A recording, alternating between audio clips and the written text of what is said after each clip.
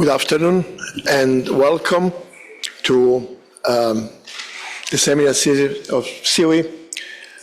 This is the second appointment that you have today on water and living labs, a catalyst for sustainable water solutions. Why we are here? Of course, we're talking about water, and we organized this session in order to explore the opportunities given by territories organized under the name of Water and Living Labs, which is a real-life environment which is able to support addressing the challenges, the current and emerging ones, concerning the water scarcity, its pollution, the global crisis that at planetary level is investing our states, our societies in terms of water challenges. This session has been organized with the support, of course, of the Stockholm International Water Institute, with the support of the Water Environment Land Livelihoods Labs, with the support of Ragnar Cells, of the Environmental Defence Fund, and with the support of Water Europe, which is the European Water Technology Platform, and I'm honored to represent today here, and I'm the Director of Operation of Water Europe. Why Water and Living Labs? Why we need territories to work in order to address challenges? Why we need, to have systemic approach to address these challenges of water in our society? Because we need cooperation, because we need to establish partnerships, because we need to work together around the same challenges that affect our society. And water is a top. As you know, in few years, we risk not to be able to meet the demand of water for around 50% of the global needs at planetary level, which means that we are going to lose everybody, to lose our capacity of our society to be resilient, to our society to be able to secure water for all, to lose the opportunity for our societies to have sustainable water systems. And I'm here today to open this session, and we'll see, we have a number of speakers that will explore how Water and Living Labs and how territorial system can enhance the capacity of the territories to bring solutions and to become catalysts for water solutions at large.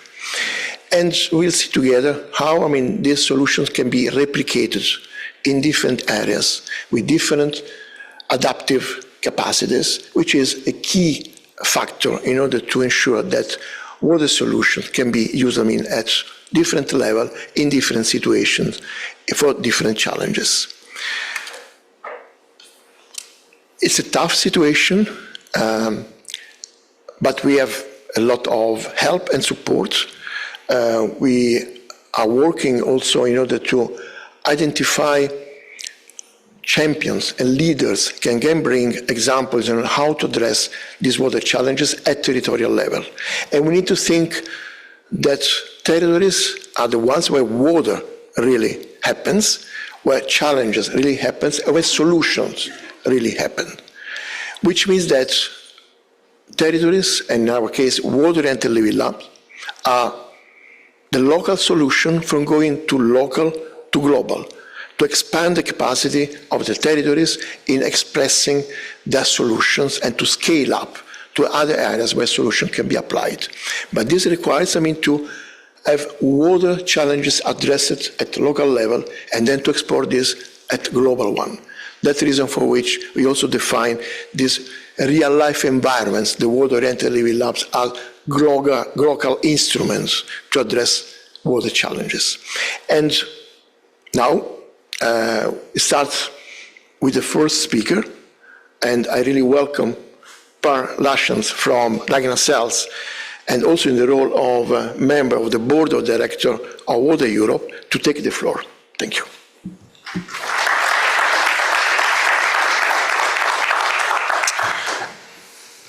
Thank you so much. This is a great honor to be able to be here and present.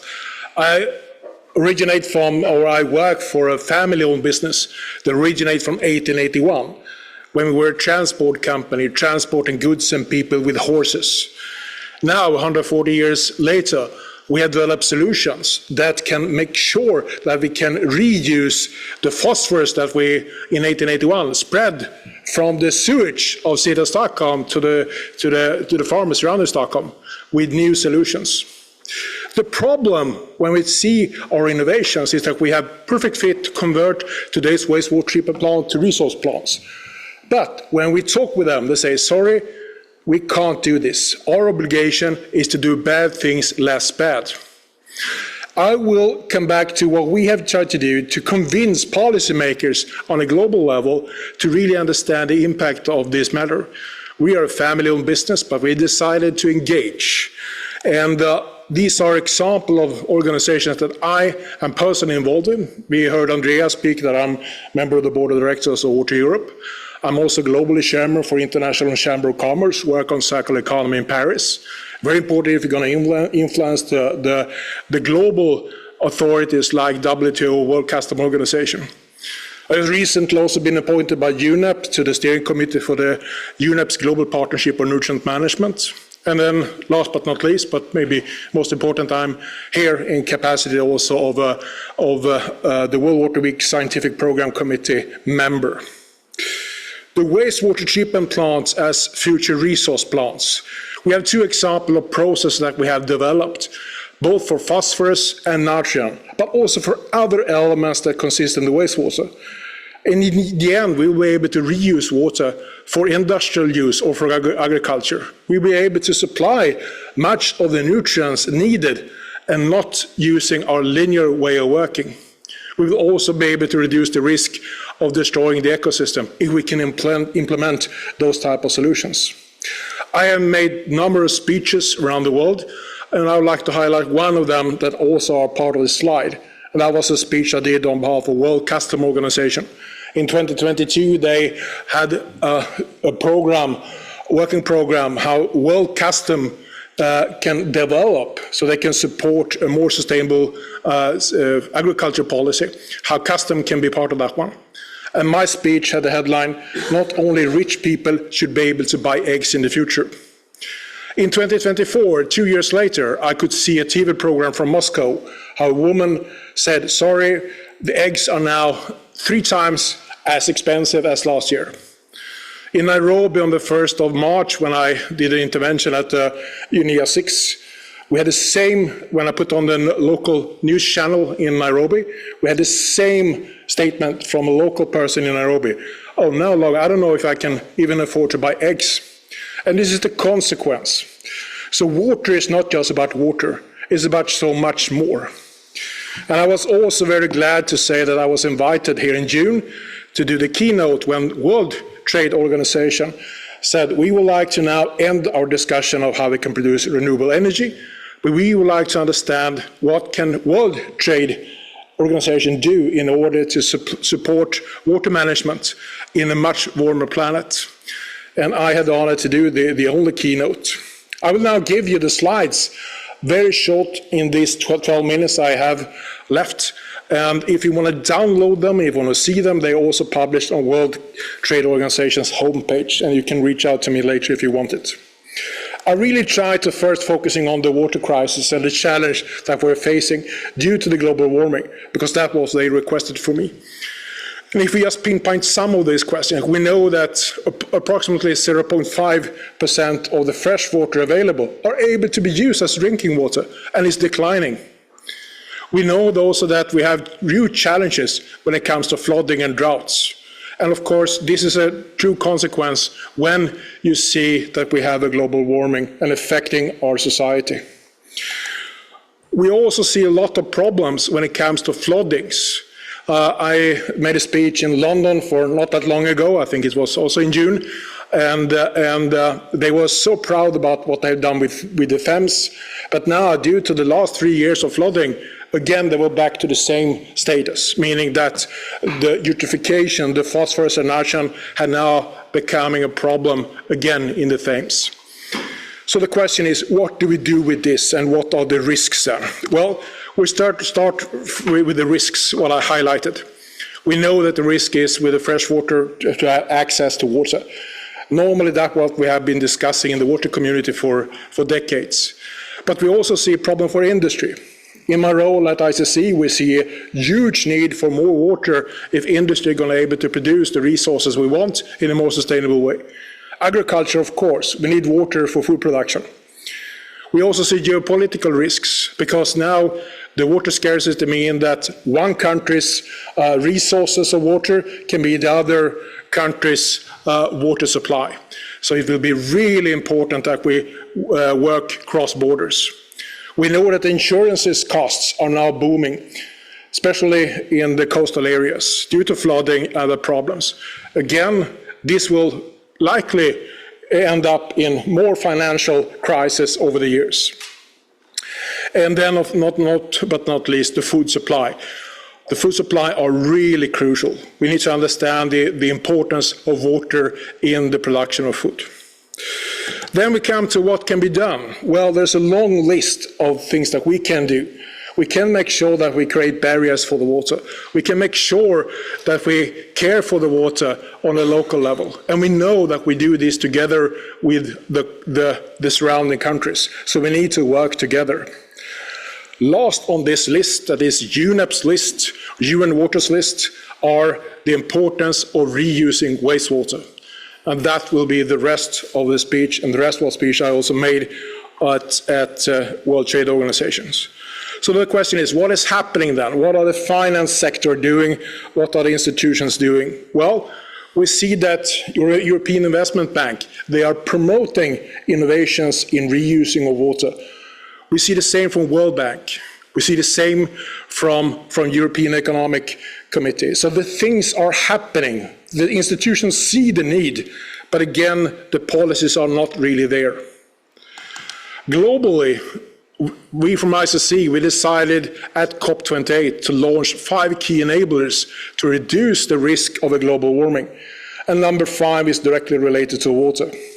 It was presented at COP28, and I was really happy to see in the global stocktake that water had a very prominent role, but also food supply, and they are really well connected.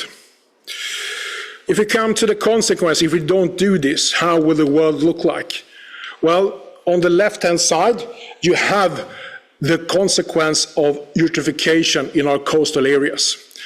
Now, the risk is already there in many parts of the world.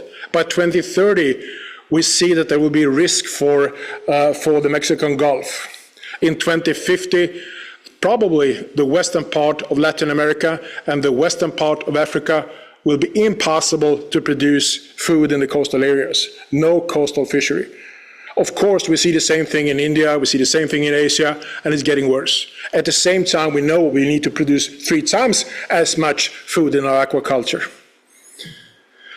And the potential, when UN is clear, we have a huge potential to produce much more of this in already existing operations. UNEP has said that we can take 13% of today's need of nutrients. I like to challenge that question. I like to challenge that statement. We see that we can recirculate 95% of the phosphorus in the sewage sludge. So 13% is a very low ambition. At the same time, how much wastewater are we today recirculating, or how much resources are we recirculating? Between 1% to 3%. Only 50% of the world has wastewater treatment plants, and only a fraction of them are reusing the resources. So something needs to be done. And especially one important part are phosphorus. Without phosphorus, no life. Phosphorus are finite, so we need to make sure that we care for the phosphorus. Phosphorus is also one of the planetary boundaries. One of them are really scary. If we are out them, no more food production. If you want to deep dive into the phosphorus issue, I would like to recommend the big study that was presented 2 years ago from the Centre Ecology and Hydrology in UK, a global work done by scientists all over the world about the phosphorus situation. And we know that phosphorus are essential for the food. We know that phosphorus also are a threat to water quality. We know that we need to do something. We need to have a more sustainable direction. And they are really clear, we need circularity. Circularity is the key component.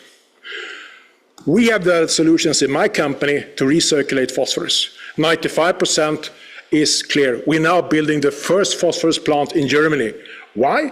Because Germany are the first country in the world that put the demand of phosphorus recovery. So policies are a key component. We also have a solution to recirculate nitrogen, ammonia from wastewater. So it means that suddenly we don't need to take it down from the atmosphere. We can start producing a nitrogen fertilizer directly from wastewater treatment plants. But the more positive thing is that we can produce much more energy than we do today. In the wastewater, we also need to make sure that we remove contaminants. And then detoxification will be a key component as well. So we can't just recirculate. One of the components that we know we're going to fear in the future are PFAS. We have now also developed a chemical solution before it enters the wastewater treatment plant to remove PFAS up to 99% of both short and long PFAS. We have now done the first 2 installations in Flanders, in Belgium. And the question is, why Flanders? Why Belgium? Well, that's the place in Europe where the authorities have said, this is a consequence, we need to do something about it. We doesn't just talk. So detoxification will be a key component. And this is just one key thing. And if we do that, we can really reuse the water as a fresh water or for agriculture and of course for industrial use. Are there any country doing things? Well, I would say one country that are really spearheading at the moment is Canada. Canada has just put phosphorus on the critical list. They have also very positive legislation. In Europe, you are not allowed to use recycled phosphorus to high quality purposes because it's a total ban. In Canada, you don't have that ban. And together with Freezing Company, we have now put an ambition in place to sell from the first plant in Germany, sell it to Canada, and in the long run also set up factories in Canada and North America. Phosphorus is a commodity, it's a high valued price, and the good thing when you can really sell it at this high value price is that the cost for the cities to treat the sewage sludge will go down. It can even generate an income. So this is a very important part going forward. Another final example I'd like to share before I hand over to Andrea is our solution to also solve the problem with too much phosphorus in our coastal areas. We have a solution to collect fish pop, fish sludge. Could that be the new gold? Well, we have the technology already today to collect the fish pop before it enters into the ocean. Yeah, it's in the ocean, but we take it before it goes into the Atlantic. We take it from the fish farms. Then we have already a way to transport it. We have a way to also make it end up in producing biogas. And the potential only in Norway are enormous. The amount of phosphorus that we every year put into the oceans are more than Sweden as a nation imports annually. And sorry to say, Atlantic is not big enough. The same last year when UN Water Conference was held, I had a panel where I was leading about phosphorus topic. And when I landed in New York, I put on the TV channel, and the local channel's headline was, "Sorry, people in Florida, this year you can't take a swim in the ocean. It's too much cyanobacteria in the ocean, too much phosphorus and nitrogen in the Sargasso Sea." So not even the Atlantic is big enough. The total potential for energy from this fish pool that we today are emitting can power as much as 600,000 households. And now we just talk about Norway. So this is a couple of examples that really can transform the way how we see today's waste is really valuable resources. I really like now to listen to more concrete examples how this can be done. And we know that we need to work together. This is something we do together in the society. This is something we need to do together with the policymakers. And of course, we need to have the concrete solutions. So by that, I say thank you and hand over again to Andrea to introduce the next speakers.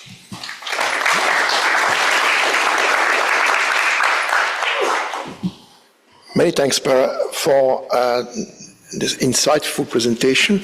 So we have challenges, but I think that we can also wish to have solutions.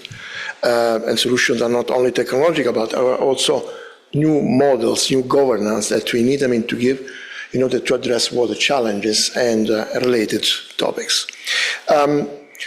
Now, we start speaking about what is the territorial linkage, how, these challenges should be contextualized and opportunities be found. Now, I'm happy, to give the floor to Alexandra Winderix from the Mechelen municipality in Belgium, and I'm happy for two reasons. One, because Alexandra is, representing this municipality today, which is also a water-oriented living lab. It is a water-oriented living lab which belongs to the big partnership, Water for All, which is a EU-supported partnership, which works with 33 countries with more than 90 partners, which is all about securing water for all. And we are doing this with several kind of actions and activities, and Water Europe is honored to lead the pillar which is about demonstrating the innovation and the value of water-oriented living labs. And Alexander will speak about the territorial linkage in this quadruple or quintuple helix approach in which we need to put together the science, the policy, the citizens, the business, the research, the innovation, and of course, having, in our mind the matter that we do this in order to save the environment and save and secure water for all. Thank you, Alexandra. Thank you, Andrea. You already told my introduction. No, thank you so much. So I'm Alexandra. I'm from city of Mechelen in Belgium. And Mechelen is not only my hometown, it's also my employer. So I will be telling you today about my city. Before we dive in, Mechelen, some facts about it, but as Andrea already said, Mechelen is also a water-oriented living lab, which might sound a bit weird. How can a city be a living lab? It is a bit abstract, but it actually means that everything that we do to become more future-proof in terms of climate change, in terms of water innovation, etc., it all fits under this theoretical umbrella of a water-oriented living lab. And as already Andrea also said, we are working, or water-oriented living labs are for a big part determined by this quadruple helix. And for Mechelen, it might look a bit deformed, but that's mostly because we are a local government and it's in our characteristic, it is our DNA to be more citizen-focused. So the examples that I will give you today, just in a minute, will be more about these stakeholders too, but that doesn't mean that you cannot apply the principles that I will be talking about to the other three stakeholders.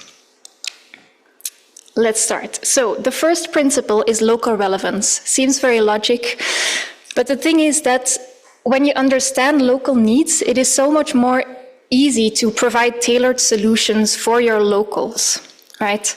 A great example of this, I will also always be giving examples from Mechelen. So this is Mechelen, this is our city center, and we have a river running through our city. There's 2 dams on each side, which make that we can lower the water artificially when there's a heavy storm coming up. So we have extra buffer capacity. Great, yes. But the problem was that the quay walls of this river were in very bad condition. So that would mean that if we lower the water, the pressure would lower too, and these walls could collapse. What did we do? Because these walls aren't ours, they're from the private property owners. We organized collective restoration for the people, for the citizens, on the one hand, so it's a win for them, because it's cheaper also for them. Their properties get a better value. And it's a win for us, because we can keep on doing this, making more future-proof of our city with this extra buffer capacity. On to the next principle. We have trust and support. So citizens and stakeholders in general, they need to understand why you are doing what you're doing, why it is important to them, and why they should support you. One great example, you could say it in other words, what's in it for me, why should I care, right? You could say, well, it's climate change, everyone should care, everyone should act on this. True. But the reality is that most people are tired of talking about climate change. They feel like it's this really big problem that might not be solved. So why should they put trust and support in actions that might not change anything? Instead of trying to keep on doing this, we make it about health. We make it about future readiness, which is important if you have children, if you want to live a long life, or just by making it fun with the paving challenges, with educational boxes for children, with citizen science, things like that. Make it more manageable, smaller, so people feel like, okay, I can do this. This is something that I can overcome. And it's all these small steps that will make the big thing work. We also noticed that by setting the right example, you will generate trust and support. Over the past few years, we have been installing lots of nature-based solutions in our streets. And with a recent questionnaire that we did, we asked the people, do you want your street to be more green? And this was the response that we got. People want their streets to be more green. So it shows that if you do what you do, if you build the trust, show them that it works, they will give you the support that you need to keep on doing this. The next principle is local knowledge. Very often we still forget that the big experts aren't always the ones with the biggest degrees. There is so much richness to be found in the knowledge of locals, and it's really worth tapping into. Again, a great example. It will come back, don't worry. Again, a great example is when we were renewing a street, and we asked the people, how do you feel in your own street? Are you happy? Do you feel safe? Is it accessible? Are you proud of your own street? And by doing this, we already get a very good idea of how the street is at this moment. And in particularly here, we discovered that there was a drug dealing problem that we didn't know of. So it already shows this local expertise is something that you need in order to become better. With this information, we don't only make one design for the street, but we make three. I call it the small, medium, large principle. Small is where there is a minimum of nature-based solutions. Large, well, think jungle vibes, I don't know. By doing this, you create an environment for positive conversation, where the citizens can really say, well, this isn't possible because X, Y, Z, or this is more desired. And it gives them the feeling of empowerment. They're involved, and that's what we're aiming for here. And then we're already at the last principle, which is long-term success. And actually, by doing all of the three things before this, you will be able to set up this long-term success because you have this relation with your stakeholder. You will be able to talk to them, to get this feedback, to keep on adapting, involve them, and make the results that you generate better just because you have this information. And this is my personal opinion, but in the end, it will come to this. People see, people do. And don't get me wrong, I'm also one of these sheep. I'm as human as everyone. But what I try to say is that if you install, for example, nature-based solutions, they will be able to see it, to feel the benefits of it, and they will want it too. This is a long-term chain reaction. This isn't done overnight. But I think that we should aim to go up these stairs step by step instead of being the guy on the right, trying to jump from 0% to 100. It's a slow but steady process, and this is what we should aim for. So these are the 4 principles. I gave examples of our stakeholder, our main stakeholder, citizens. Don't forget that you can apply these to the other stakeholders too in the quadruple helix. And talking about stakeholders, this is the quadruple helix, but we're forgetting one very important one, nature and environment, making this into the quintuple helix. Am I going to tell you how you have to involve them? No, I don't have the solution. But I can tell you that we are experimenting with this in Mechelen. So for the upcoming years, we have a very big project of really reopening our river in the city. And we're not only doing participation with the citizens, We are also asking our citizens in a citizen panel to represent the voice of nature. We are asking them to be a frog, to be a butterfly, to be a bird. Is it 100% correct? No, of course not. But it does change the narrative already, and it's something that we should do towards the future more. Involve nature as an active participant in talking about our future-proof planet. That's it from me. Thank you. Søren, I leave the floor to you.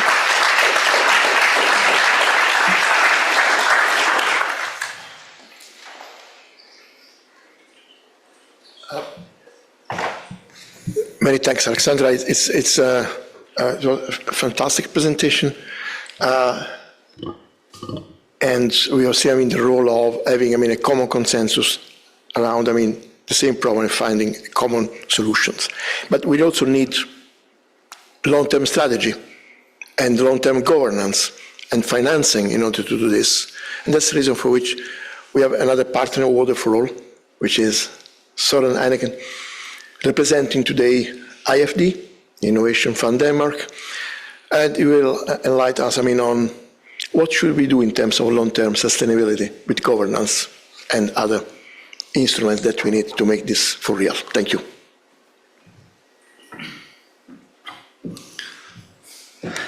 Thank you, Andrea, and thanks for this opportunity.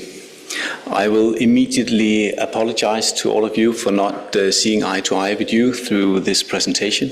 I usually prefer speaking freely, but I have a lot I want to say in 10 minutes.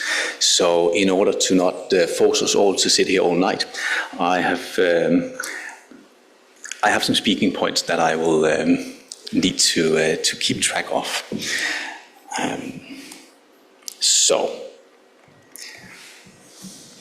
And I need to figure out how this works. Good. This presentation will outline some of the key aspects to consider when planning for the development of a water-oriented living lab. My focus is on some basic recommendations concerning governance and management structures. And I will point to some critical issues concerning funding and investments that call for further discussions and dialogues. I don't have all the answers here yet.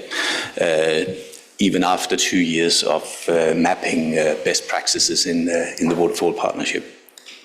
In 10 minutes, I can't go into many details or present specific examples.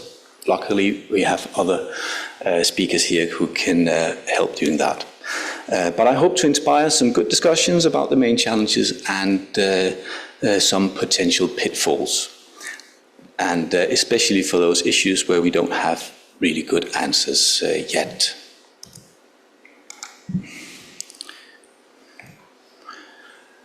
So, before we discuss sustainable governance structures and long-term strategies for water-oriented living labs, we must first take note of the comprehensive set of WOLL criteria that Andrea and Alexandra already have touched upon. I will not go into them here, but just point out that, I can encourage reading the newly published atlas, if you haven't already done so. There's a lot of insightful information there. But it is a comprehensive set of criteria designed to match a complex reality. This means in turn that WOLLs are often more complex structures than other types of living labs. And ultimately, the core WOLL organization can often appear more as a platform for an organized network of more or less independent resources or facilities.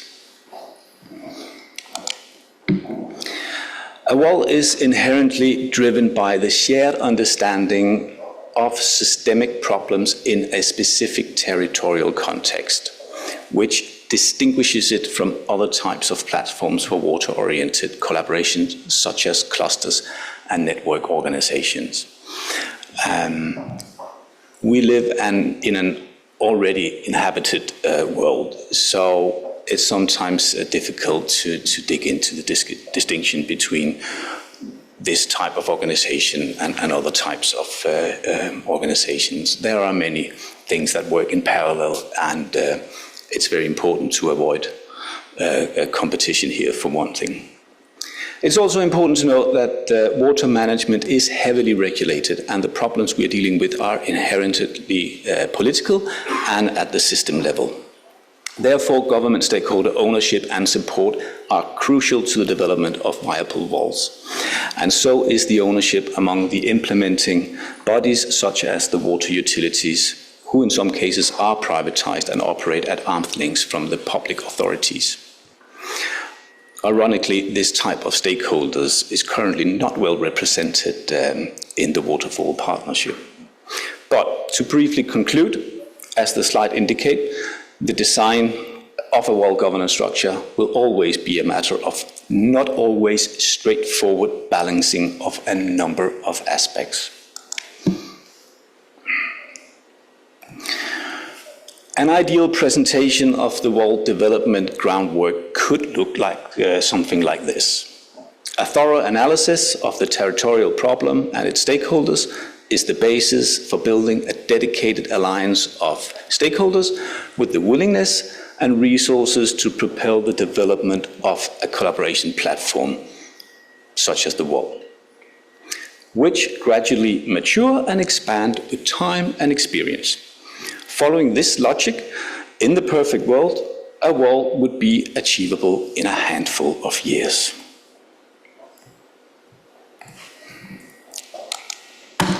In reality, the process looks more like this. Best practice WOLLs were often decades in the making.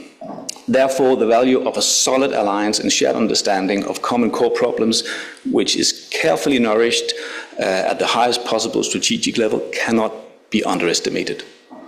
And to keep traction for so long, it is important to be visionary, but also program for early successes. Rather aim for small, tangible successes every year than planning for a moonshot. Otherwise, the most important stakeholders are likely to lose interest down the road. Realistically, WOLLs cannot exist without soft and typically public funding. However, it's important to distinguish between the funding of the basic organization and its daily business and other specific activities which are typically project funded or otherwise funded on a case-to-case basis. I'll strongly recommend decoupling these two funding streams and start by building on a modest but permanent funding for a facilitating backbone organization, funded or co-funded by the main problem owners. Such a backbone organization can in turn work steadily to properly align the stakeholders and prepare the ground for joint action and investments. There aren't many project grants that can meet that challenge, and for so many years.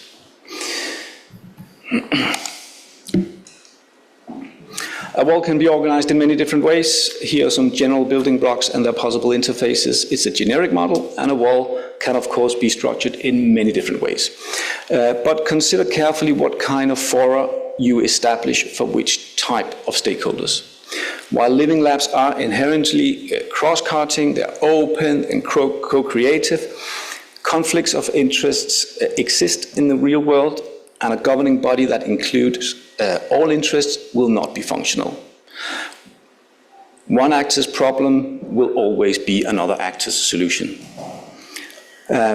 Notice also the division between a backbone organization, which is primarily facilitating, and the physical living lab facilities and infrastructures, which are primarily partnership driven. These two core elements of a WOLL are very difficult, if not impossible, to organize under one roof. Talking about core elements, joint innovation action is obviously at the core of a WOLL, but the reason I focus so much on the aspect of facilitation and a facilitating backbone organization is because the development of political ownership, problem owner commitment, and end user support are crucial to the development of viable WOLLs. This is a continuous, tiresome, and iterative process which is often underestimated. Finally, I cannot emphasize strongly enough how important it is that the governance structure reflect a well-conceived pathway from open innovation to policy making. Key stakeholders must be properly identified and engaged from the start. This does not imply that every important stakeholder must be on board from the beginning, but certain stakeholders in any given context will also be gatekeepers that can either ensure or stand in the way of a water-oriented living lab's successful development. Such gatekeepers must be properly identified and engaged from the start. Finally, I would like to open for a discussion of how to overcome the so-called valley of death by presenting 3 lines of thinking. The valley of death, of course, refers to the critical phase between early stage public funding and later stage private investment in water-oriented innovation, where many projects fail to secure the necessary funding or attract the interest from the public or private market actors to move forward.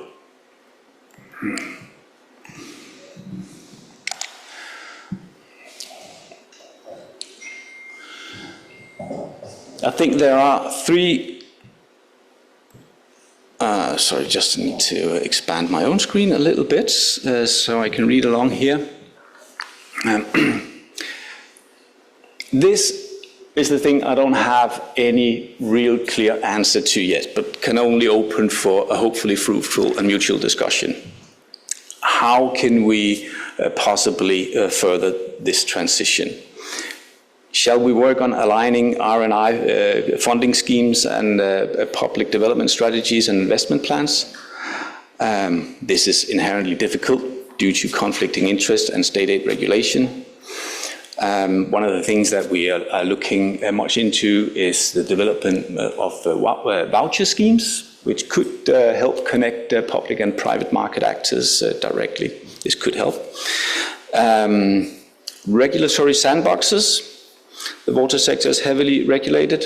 It's non or low profit, it's risk averse and place bound, meaning that we have low incentives on both sides. But there's also, from my experience, a very mutual frustration. There is the willingness from both sides to meet. So, in my mind, the idea of regulatory sandboxes makes sense on paper, but I will be so bold to ask openly, is it de facto a unicorn? Because we fail to see really good examples out there, even though it's been discussed and analyzed for years. My final hook here is under the headline, change the focus. Because paradoxically, there is no or little connection between massive infrastructure investments and the need for research and innovation in novel water solutions. The water sector itself could, in principle, finance and close the gap with just the use of a fraction of its turnover. There does exist a few inspiring examples of how to install that in the regulatory framework. For instance, in the Netherlands and in Sweden. But I think we fail to see it implemented on a large scale. This is my final words. I think my 10 minutes are long past. I hope that the next speaker in line, which I believe is George Sakinis, a guy who has, last time we met, inspired me a little bit to think down the line of changing the focus, because he reminded me that even in a Greek context, the resources are there, and I think we should always remember that living labs are basically about making ends meet in situations where you have resources available, you have a common understanding of the core problems, and you have the willingness to invest, but it's just difficult to make these things meet. Those were the words. Thank you.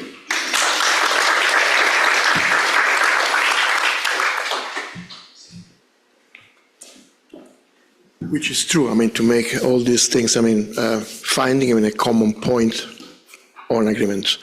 But, I mean, also engaging stakeholders is quite important. And we have a case, I mean, in the Attica region, how to have a WOLL and what are the conditions. So I would like, I mean, to invite George Sakinis from ADAP, which is the Athens water company, to give us, I mean, insight on what's going on in the Attica regions. And I mean, as Horen said before, I mean, we have resources, we need to find a common agreement, but then, I mean, to make all these things possible, it could be difficult, it's difficult, but we're here, I mean, to address challenges. Please.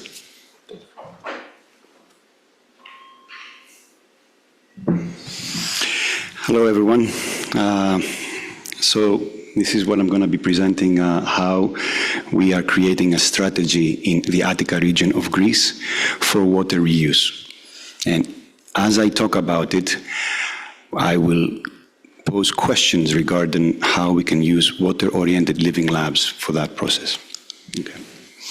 So I come from Attica, where we all drink really, really clean water and really, really tasteful water coming from surface sources, and really, really cheap water. 4.5 million of people spend less than about €1 per cubic meter, starting from €1 from cubic meter to have exceptionally good quality. At the same time, because we don't have much irrigation, most of that water, and we're talking about producing 1.1 million cubic meters per day, most of that water goes to our wastewater line. So 725,000 cubic meters daily come out from our wastewater treatment plants into the sea. At the same time, we see the curves showing us that we need to do something to save water.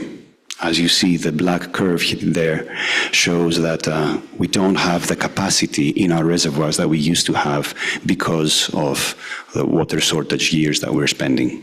We're through.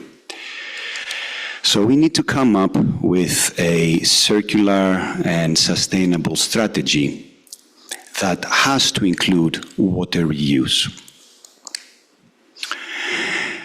We have problems there.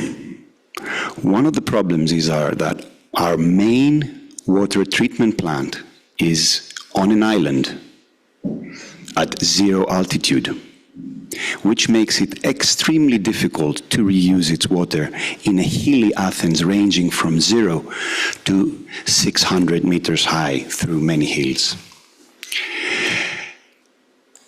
Other challenges are, as I said, the water tariff.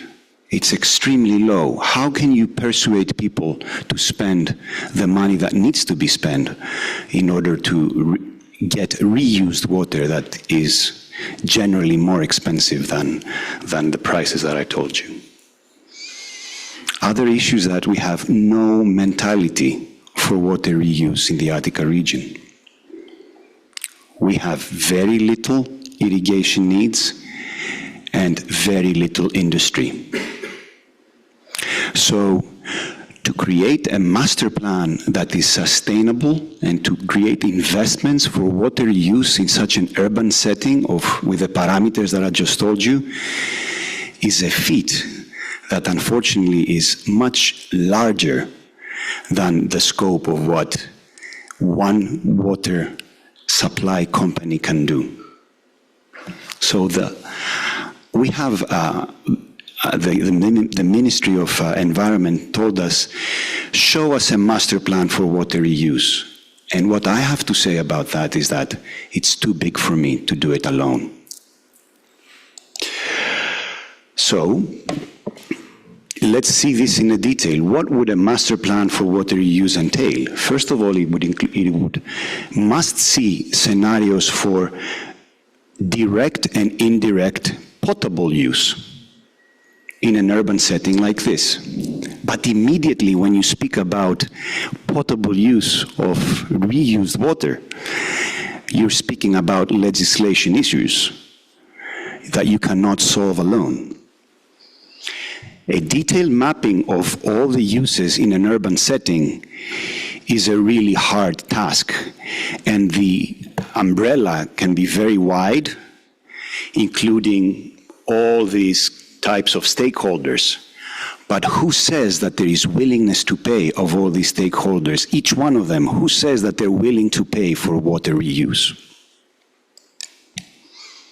Funding opportunities. Current funding opportunities in Greece are the two that I mentioned here, the National Strategic Reference Framework and the Regional Operation Plan of Attica. Very little money in water. Can we be looking at European opportunities, European funding opportunities? What type of them?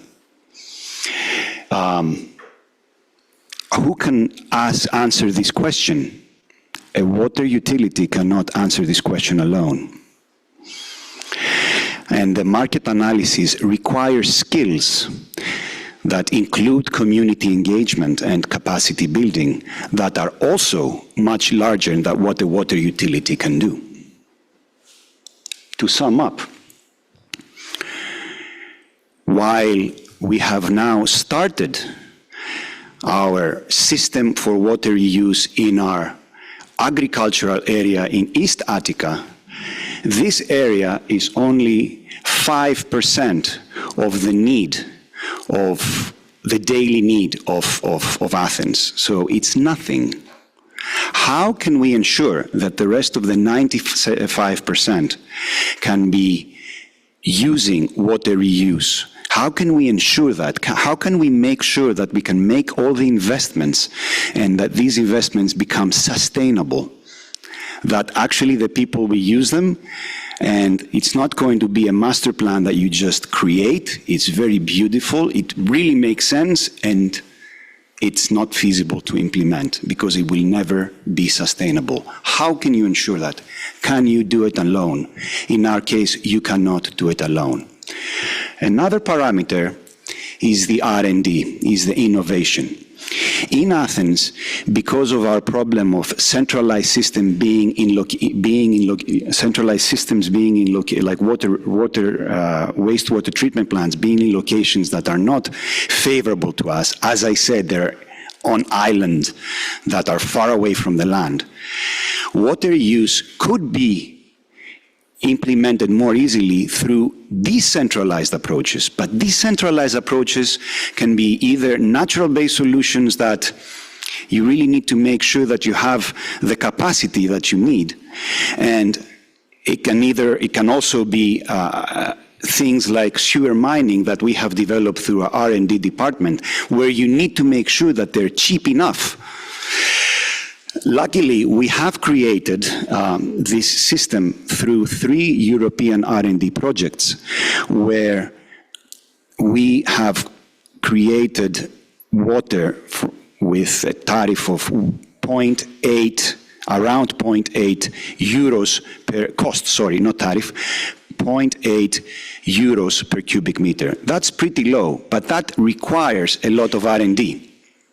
So, of course, there is room for innovators and researchers in this group of creating a master plan where decentralized approaches could be a solution, and where there is room for research when you talk about sustainable decentralized approaches in the city of Athens of 4.5 million people.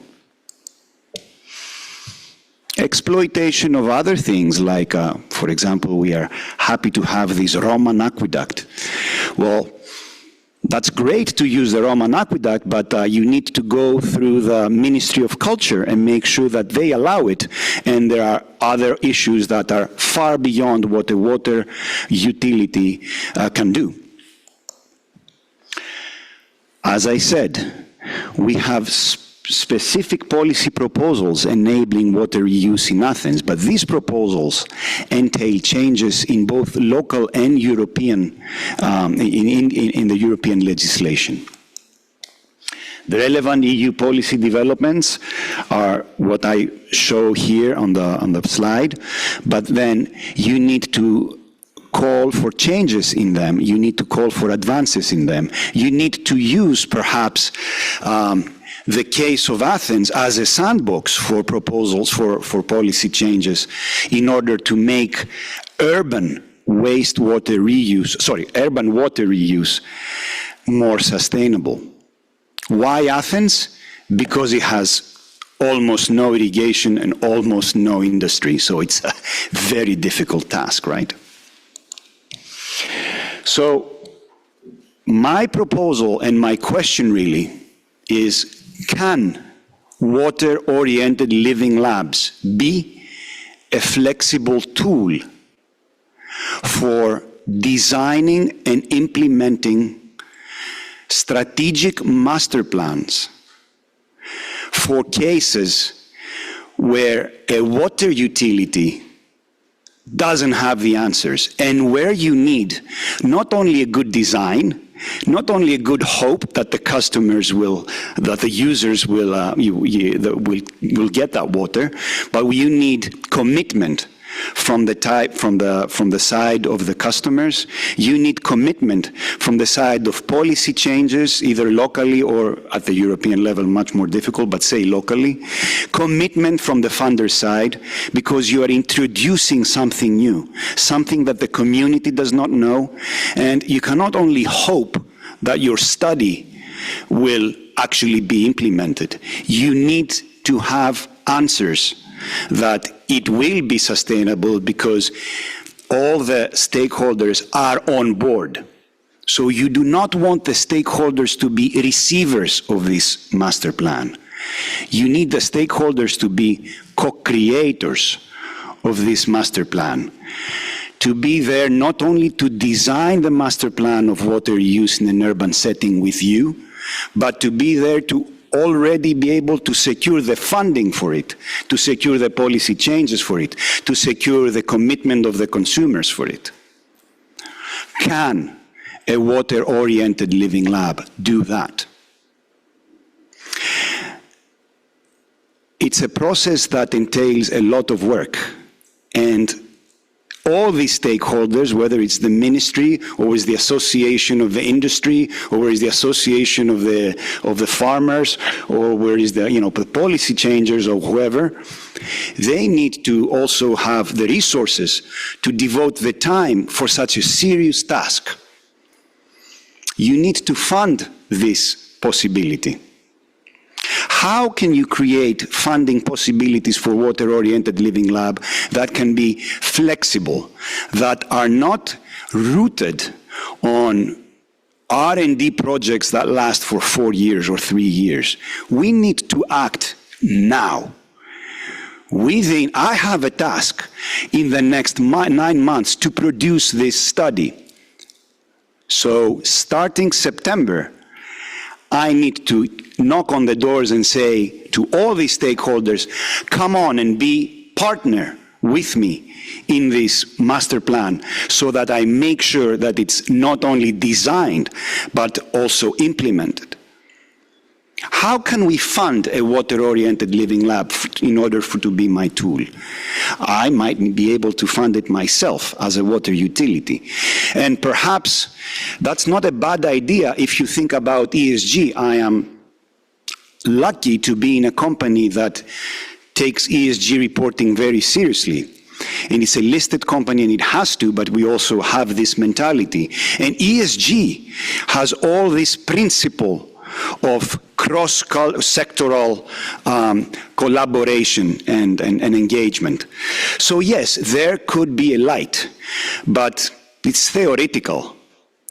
So what I pose in this, meeting here is questions about how can you make water-oriented living labs flexible as tools for utilities to create sustainable plans when these plans' success depends on much more than what the utility can provide, but so many other stakeholders. And I'm talking about master plans that create change, that bring a culture change, that create investments that have never been there before, and create appetite that has never been there before. This is, of course, we're talking about innovative master plans here. So this is the question that I want to finish with in this presentation. I am not presenting a water-oriented living lab. I am presenting a personal appetite for it. But let's find the best way to do this, not only for Athens, but as a model for all water utilities around. Thank you very much. Thanks.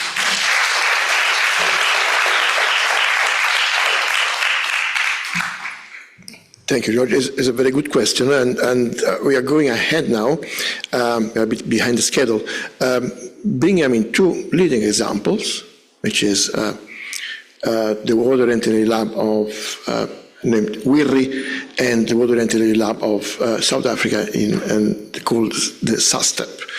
And these two water engineering labs are in the Atlas of the water engineering labs published by Water for All, have been recognized as a water engineering lab as well, said Mechelen before.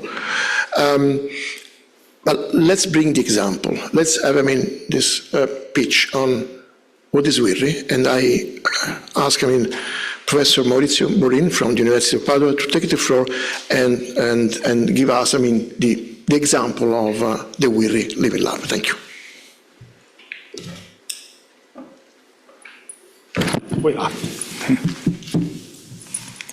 Thank you, Andrea, for the presentation and for the invitation and the opportunity to present this WIRI. WIRI means wise irrigation. Irrigation has been mentioned many times today. Why a living lab on irrigation? Because irrigation at the world level takes more or less, is diffused more or less on 20% of the agricultural surface, but provides more or less 40% of food. It means that irrigated land are much more productive because we have the possibility to choose more crops, to choose more productive crops, to gain more yield for a unit of surface we cultivate, and we have more stability in the time.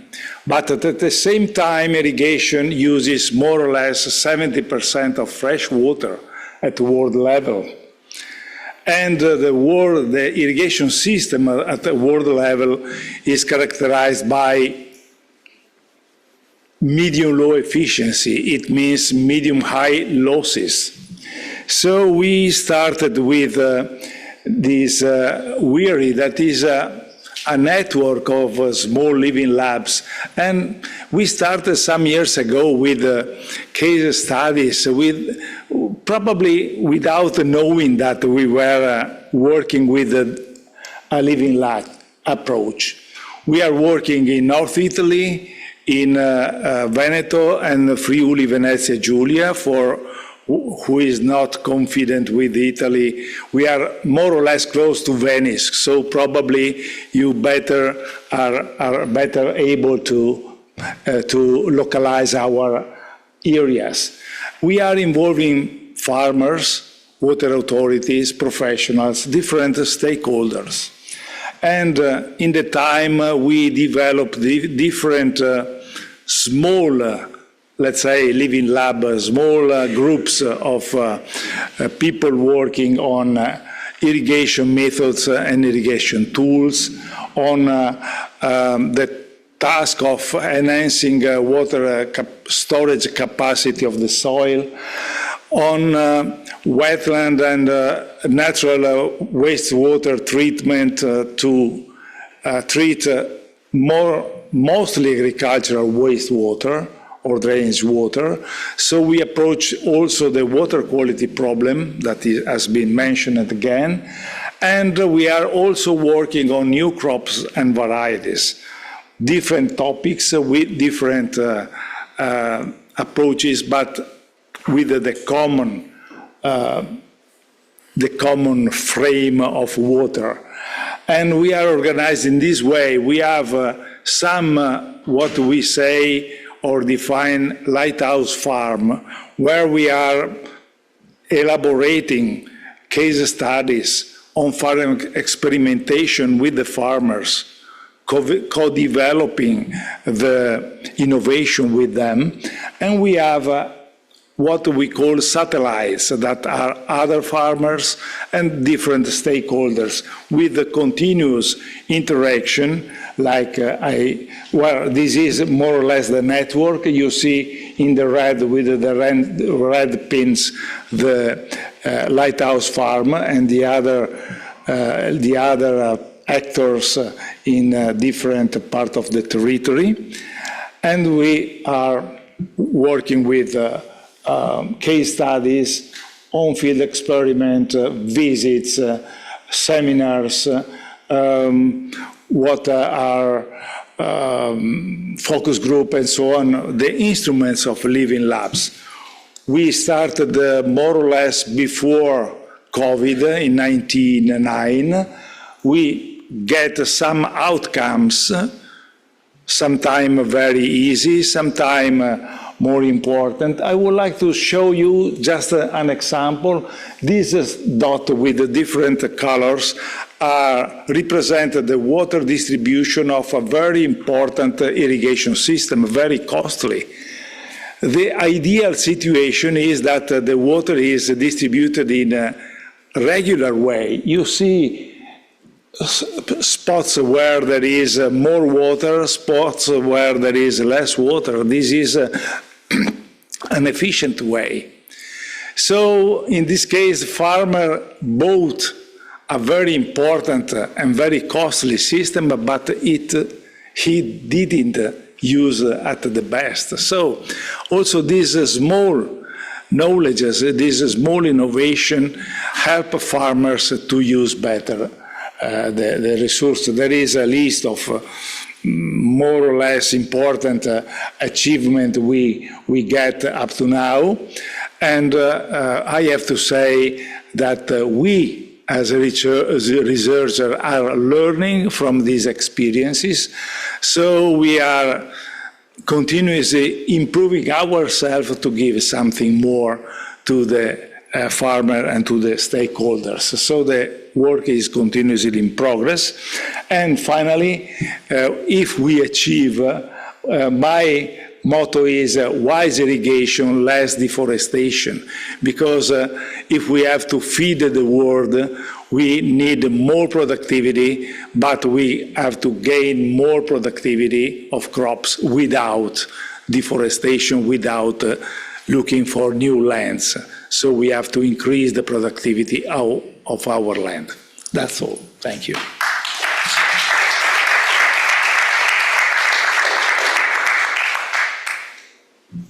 Thank you, Maurizio. Now, we fly to South Africa, and Philippe Majeke from the World Research Commission, South Africa, is online. He will tell us, the experience of the SASTEP, Water-Oriented Living Lab, which is, as I said before, one of the living labs selected and listed in the Atlas 2024 Water-Oriented Living Labs under the Water for All partnership. Philippe, you're welcome to take the floor. Thank you. Thank you, Andrea. Good afternoon, everybody. Can you confirm if you can hear me?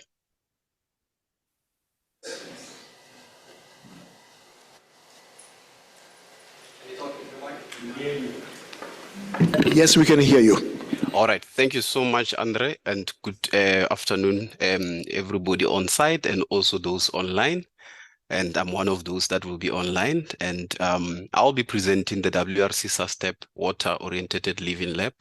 And as Andre mentioned, and I was supposed to be joined by Dr. Valerie Naidu, but she's not able to make it. But I will go ahead and be able to present on behalf of Water Research Commission of South Africa. So in terms of the sanitation challenge that we have, I'm trying to move the screen somewhere, maybe. Okay. I think that is better now. In terms of the sanitation challenge we have in South Africa, we have from a history where there was like two options of sanitation, and sometimes dignified, like in the cities, waterborne sanitation, and then in areas where there's no opportunities for dignified sanitation, where there's inequity and poor people just get dry systems, which sometimes are not even basic, just pit latrines. And we see that also climate change, as it has been spoken about even earlier on by one of the presenters, to say it's a challenge, which with regards even both those systems actually. And in terms of technology, we found that there were few options available, especially for areas where now, like, can we find a middle ground for a bit of more technologies? And we, in terms of also regulations and standards, to say, is there something that can be done that can be aspirable?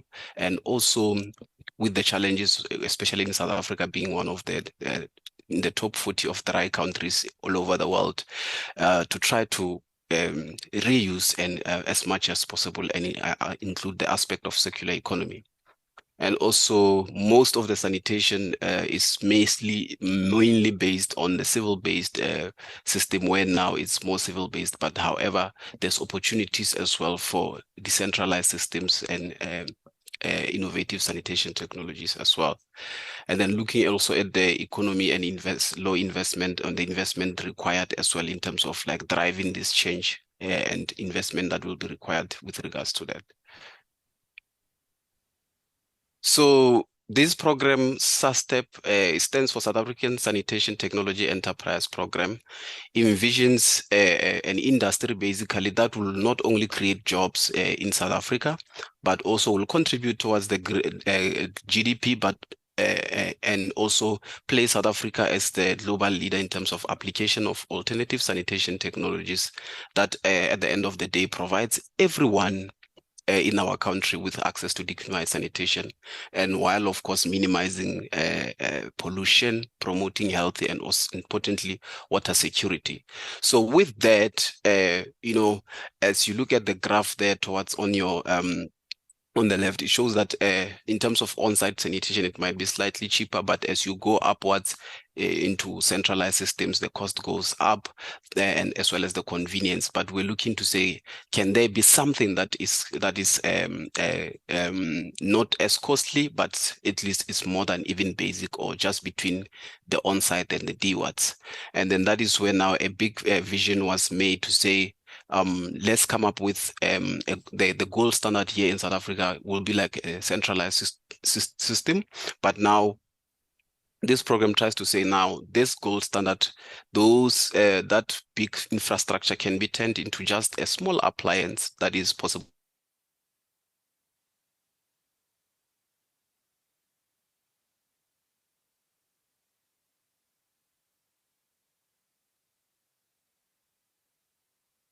So the implementing model that the Water Research Commission has adopted is that we build capacity, we envision industrialization, and of course we involve policymakers, which are the National Department of Water and Sanitation and various other related master plans of the country that are related to water and sanitation.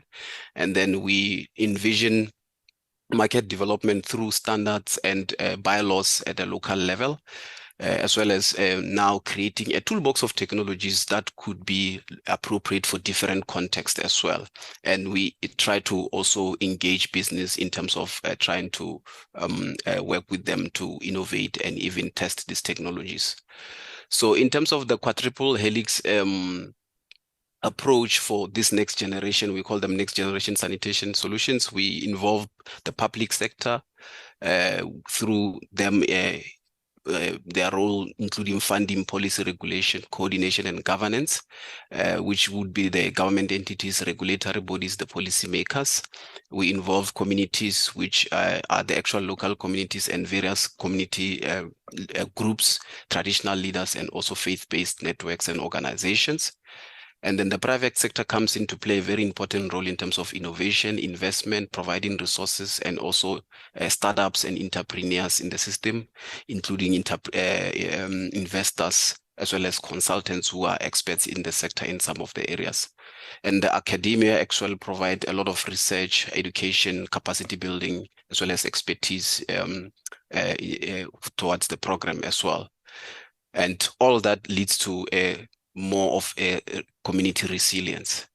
So the SASTEP Water Oriented Living Lab entity, actually, we tracked and looked at the maturity of it. There's still some work to be done in the service creation, as well as the governance and all the other 4 areas. There has been much advancement and maturity in that regard, and we believe as the program continues, we will be able to improve those as well.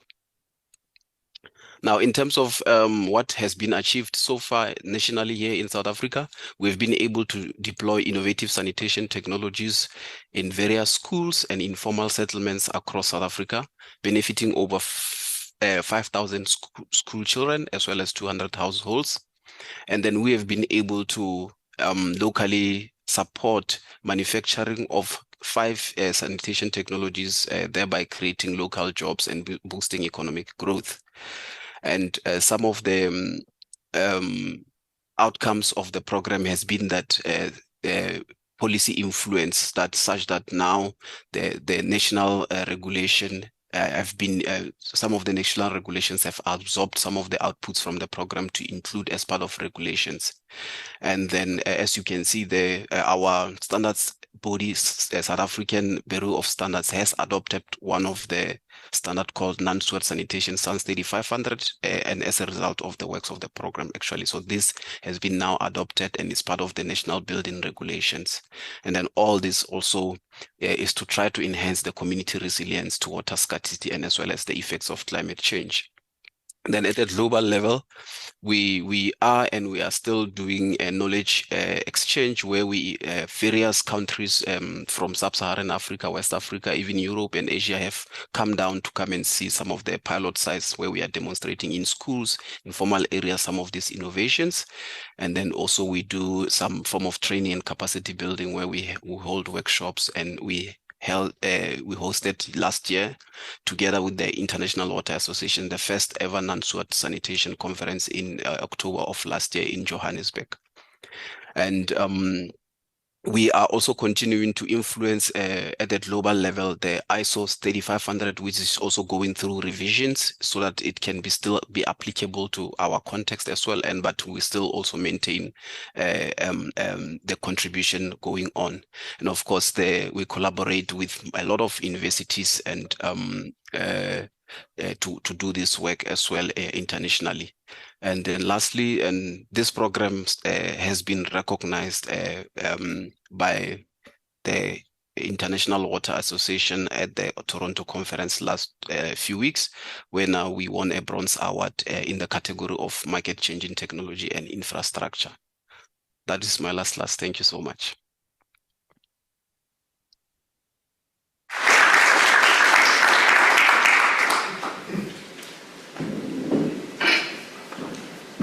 Thank you, Philip, and thank you, Water Research Commission, for this leading example. How to develop, and maintain and work on water and living labs. Now the time has come for a bit of discussion.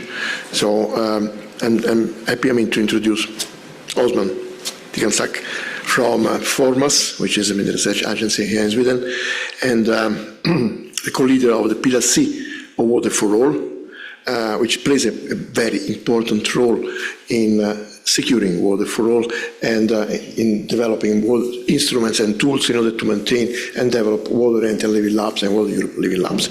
So, Osman, the floor is yours. Please, call the speakers and start the discussion. Thank you. Well.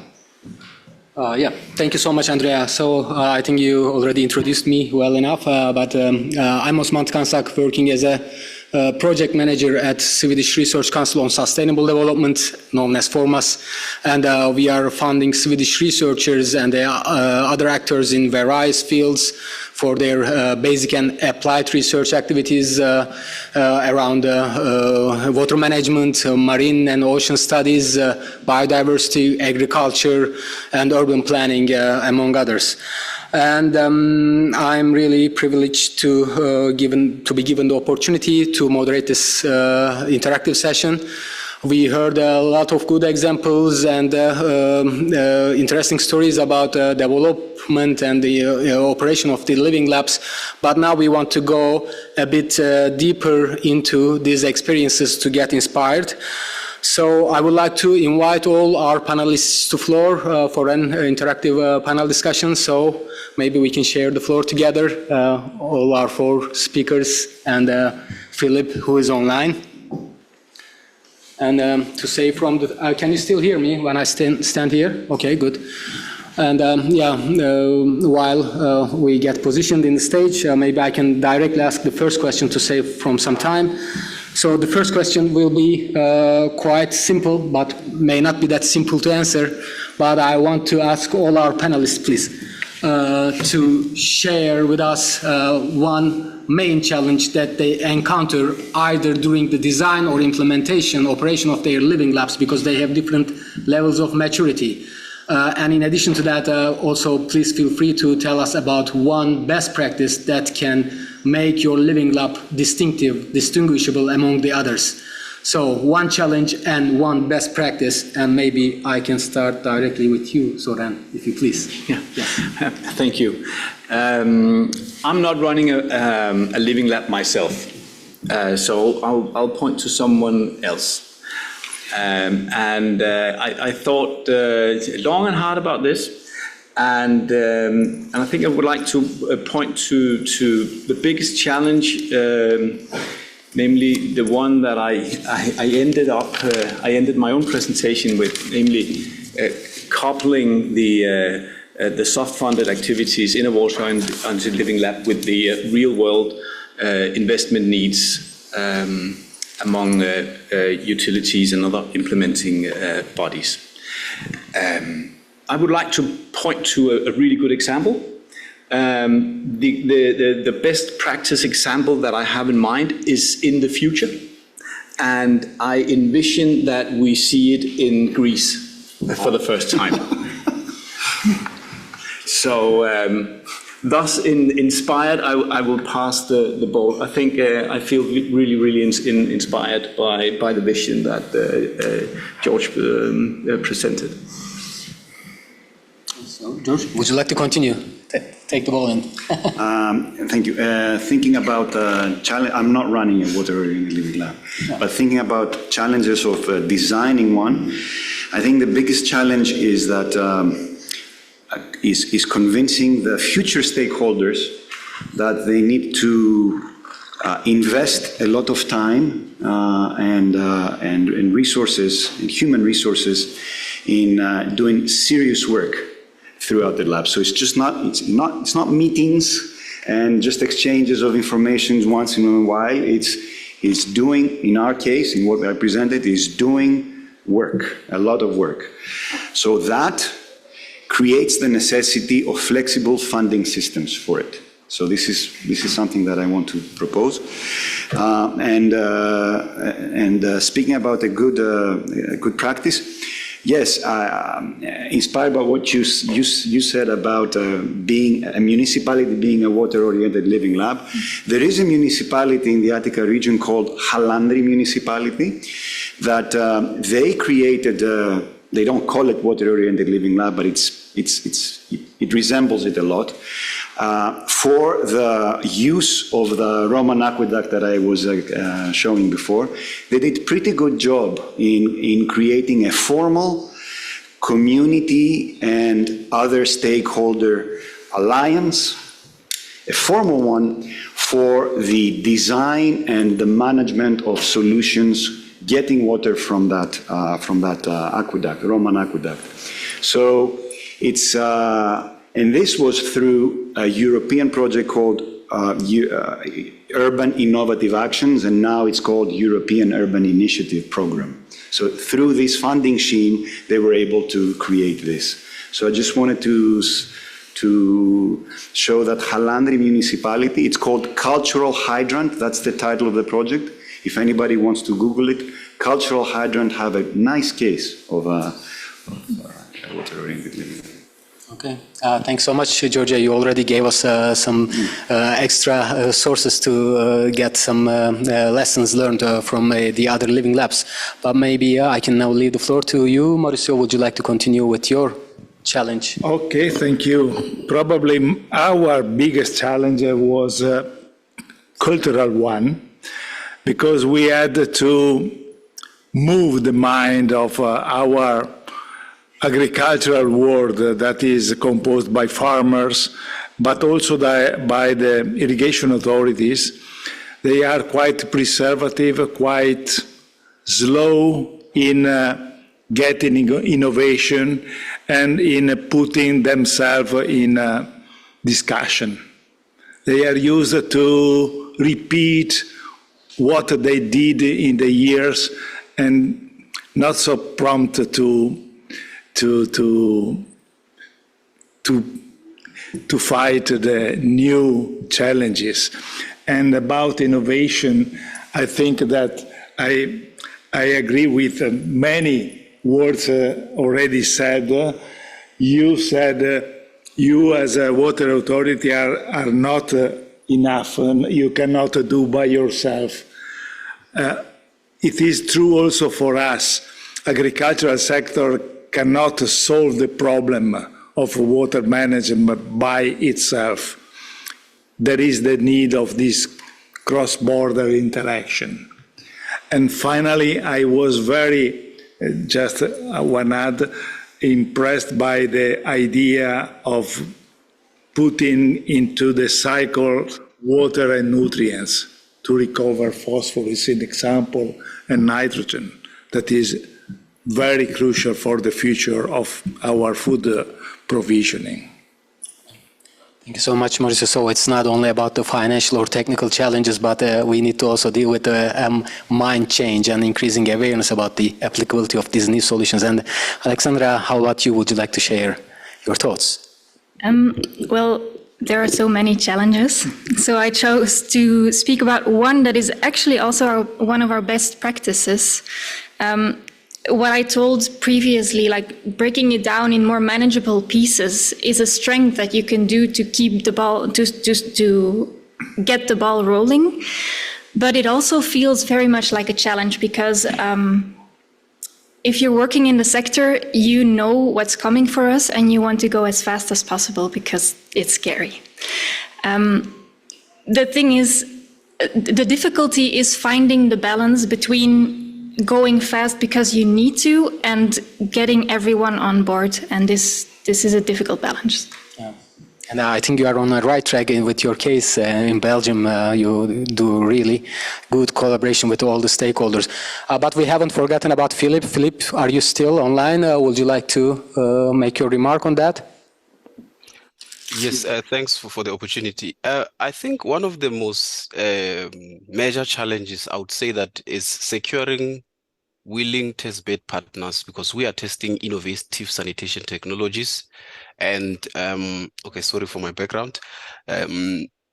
So that is one of the challenges, because sometimes they are thinking you are coming to research, it's a risk, and yeah, so that is one of the challenges. But how we have been, or one of the best practices is that we have learned that we need to engage as early as possible and try to align with national priorities, provincial priorities, and local priorities, especially for municipalities, and then engage them with regards to that. And I would also say that successful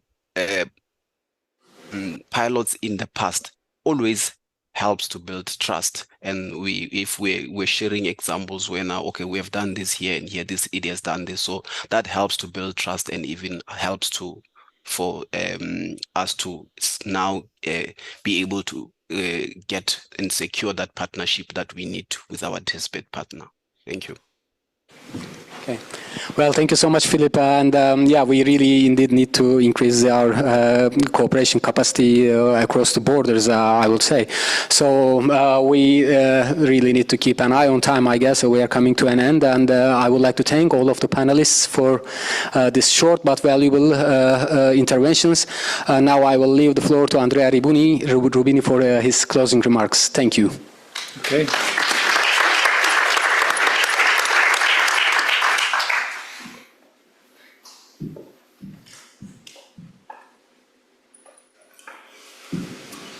Thank you all for your inputs, for your feedback, for your power messages. I think that's, well, I mean, we have much more than a hope. I mean, that we are real life examples in which, I mean, we can make it for sure. And all the Entity Labs represent really, I mean, the way forward in order to support the achievement of results, real results in terms of addressing the water challenge for now and the future. We are to the end, I mean, of this session, but it's not over yet because tomorrow we have another session. It's the third one of the series, and I would like to ask Vanessa Williams from EDF, I mean, to introduce the next session of tomorrow morning, 9 o'clock, right? Thank you. Hi, I'm Vanessa Puig-Williams. I'm a senior director at Environmental Defense Fund with our Climate Resilient Water Systems team, and I am based in Austin, Texas. And this was a really wonderful discussion. I learned a lot. This is actually my first time attending Stockholm World Water Week, and I wasn't expecting to hear about fish poo, so PAR, that was interesting. And also, water-oriented living labs is a term I'm not familiar with, but I think at the center it's about involving community in decision-making and solving local water challenges with local solutions, and that's really what we're going to be talking about tomorrow as well. We're going to hear from 5 different frontline voices, farmers, Native Americans, scientists, governmental experts from around the world, from Uruguay, from the Navajo Nation, like I said, from India. So it's going to be a great conversation. It's going to be in a smaller room just down the hall, room 26. So get there early if you want a seat, and we look forward to seeing you. Thank you.